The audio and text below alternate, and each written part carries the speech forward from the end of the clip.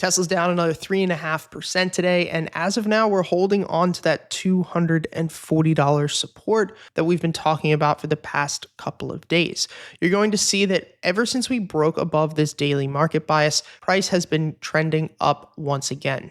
We talked about as we were heading into deliveries a couple of days ago that price was moving back into this liquidity level. So a liquidity level occurs when price rejects or bounces to absolute perfection within a specific range.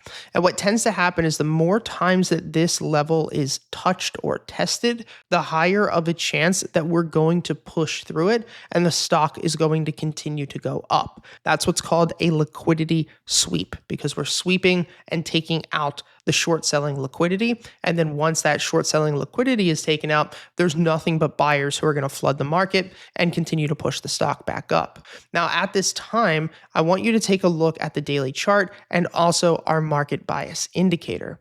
The market bias indicator, like we said, is this green tape. And in most cases, as long as we're trading above it, price is going to be in a short-term uptrend. You'll also notice that 2 days ago, price made lower highs on the BX trender, which is this indicator at the bottom. When price begins to make lower highs and then lower lows, which is indicated by dark green to dark red, that is an indication that money is getting pulled out of this and that price is normally going to sell off. The area that it normally sells off to is, you guessed it, the market bias. This is why that $240 level was so important to me, because that is the top of this market bias. You'll also notice that the very bottom, or the lowest that we'll normally pull back to, is sitting around $230. So I think that there is a very high chance that Tesla is going to bounce within this range before the 10/10 Robotaxi event. And I do think that after that event, we should see Tesla back up at about $270 or $280. So at this point, I have not averaged down on my calls, and I don't plan to.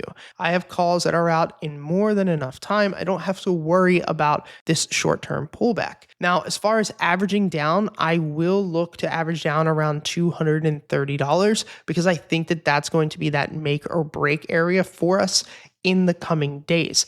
Now, we have to talk and be very, very honest here about what if Tesla drops the ball on this Robotaxi event, right? None of us are expecting that, but at the end of the day, we have to be objective and we have to say to ourselves before we enter any trade, if this does not go the way that I want, what is my risk parameters to get out of this position? So for me, if we were to actually sell off after that Robotaxi event, the next area that we would see is most likely $200. I doubt that this is going to occur. I'm going to reiterate this. But like I said, we have to remain objective. So the worst case scenario, if price would reject, would be a pullback down to $200. As long as $200 holds and as long as this market bias holds, then that's cool. I'm bullish. I'm going to remain bullish for the next 12 to 24 months. If that doesn't happen, and if price breaks 200, breaks 190, holds underneath of our trend level support, then we have to be objective here and say to ourselves that this is breaking our downtrend and the chances of it coming back down to 140 are extremely high after the break of 200 and 190 occurs. As I said, I do not believe that's going to happen, but that would be the case that I would make to get out of any long positions that I currently have. Now, moving over briefly to the S&P 500, you're going to notice that we're still also in a bullish trend, but we've only touched and tested the top of this market bias. I still think the market is most likely going to pull back down to $560, which would be the bottom of that market bias. And I think that that would be the area that the market would bounce and hold. And that would also allow Tesla to bounce off of that $230 area. Overall, though, there's no reason to worry. We have been expecting this. We're expecting best case, maybe a breakout on deliveries, but we all assumed that there was going to be a chance that Tesla could pull back before the 10/10 Robotaxi event.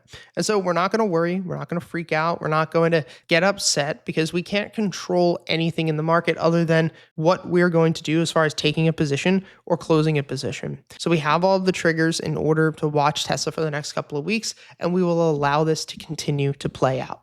If you want to learn more about all of the indicators that you see in this video, as well as the proprietary settings and the step-by-step trading system that I've built, you can take all of our courses completely free with the link in the description.